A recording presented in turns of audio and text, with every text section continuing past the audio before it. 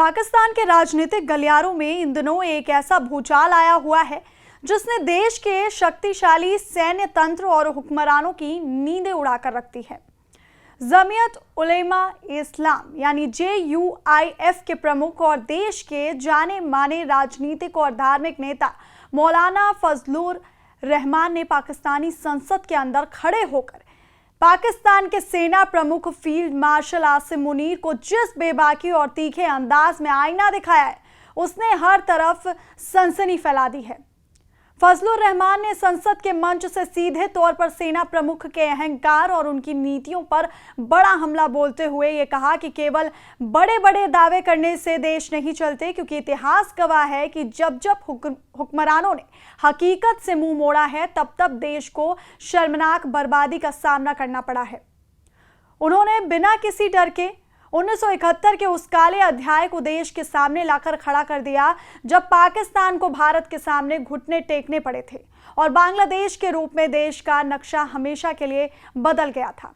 संसद के अंदर अपने इस आक्रामक संबोधन में फजलुर रहमान ने साल 1971 के उन ऐतिहासिक पलों को याद किया जब पाकिस्तान की सेना भारत के आगे आत्मसमर्पण करने की कगार पर थी। मौलाना ने तंज कसते हुए याद दिलाया कि ठीक उस ऐतिहासिक घटना से एक दिन पहले तत्कालीन राष्ट्रपति और सेना प्रमुख जनरल याह्या खान ने राष्ट्र के नाम पर अपने संबोधन में बड़े बड़े दावे किए और सीना ठोक कर कहा था कि पाकिस्तानी सेना देश की हर गली, हर खेत और हर पहाड़ पर अंतिम सांस तक जंग लड़ेगी। लेकिन विडंबना देखिए कि उन खोखले और दम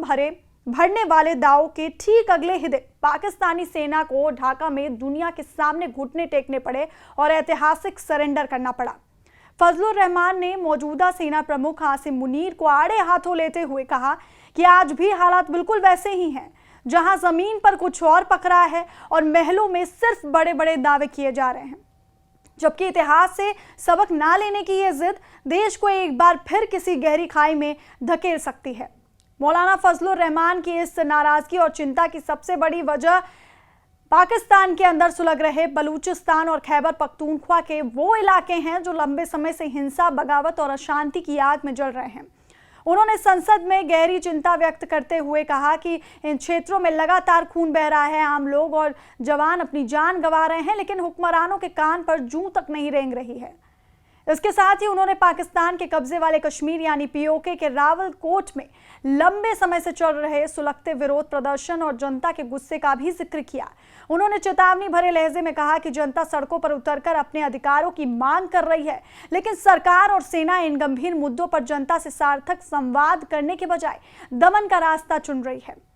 फजलुर रहमान ने दो टूक शब्दों में आगाह किया कि अगर आवाम की इन जायज चिंताओं की इसी तरह नज़रअंदाज इन्हें किया जाता रहा तो देश के अंदर अलगाववादी ताकतों और अलगाव की मांग करने वाले समूहों को इसका सीधा राजनीतिक लाभ मिलने लगेगा, जो पाकिस्तान की अखंडता के लिए बेहद खतरनाक साबित होगा। इस पूरे भाषण का सबसे तीखा और सनसनीखेज पहलू वो था जब फजलुर रहमान ने आसिम मुनीर की कार्यशैली पर सीधा व्यक्तिगत और राजनीतिक प्रहार करते हुए उन्हें देश के अंदर दीमक की संज्ञा दे डाली। उन्होंने बेहद आक्रामक अंदाज में सवाल उठाया कि आखिर पाकिस्तान के अंदर इन भयावह परिस्थितियों को जानबूझकर क्यों पैदा किया जा रहा है और इस सब का अंत क्या होगा।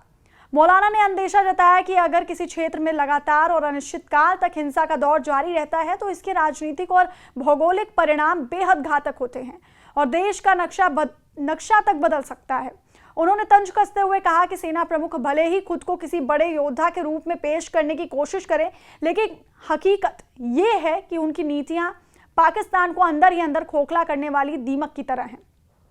पाकिस्तान के तमाम मोर्चों पर अराजकता का नंगा नाच हो रहा है, अर्थव्यवस्था डूब रही है और आम इंसान पिस रहा है, लेकिन ऐसा लगता है हुक्मरानों को इन सबसे कोई फर्क नहीं पड़ता। 1971 के इतिहास का हवाला देते हुए उन्होंने ये भी कहा कि साल 1979 से अफगानिस्तान में चल रहे संघर्ष और अस्थिरता ने पूरे क्षेत्र को दशकों तक खून से नहलाया है और अगर पाकिस्तान की मौजूदा नीतियां और नीयत इसी तरह संदिग्ध बनी रही तो आने वाला वक्त देश के लिए और भी ज्यादा भयानक तबाही लेकर आएगा। फजलुर रहमान का ये बयान ऐसे समय में सामने आया है जब पाकिस्तान की आंतरिक सुरक्षा व्यवस्था पूरी तरह चरमरा चुकी है और बाहरी मोर्चों पर भी उसकी कूटनीति चारों तरफ से घिर चुकी है। संसद के पटल पर सेना प्रमुख के खिलाफ इस तरह की खुली बगावत और उनके फैसलों पर सवालिया निशान लगाना ये साफ बयां करता है कि अब पाकिस्तान के राजनीतिक गलियारों में भी सेना की तानाशाही के खिलाफ सुलगता हुआ गुस्सा सतह पर आने लगा है।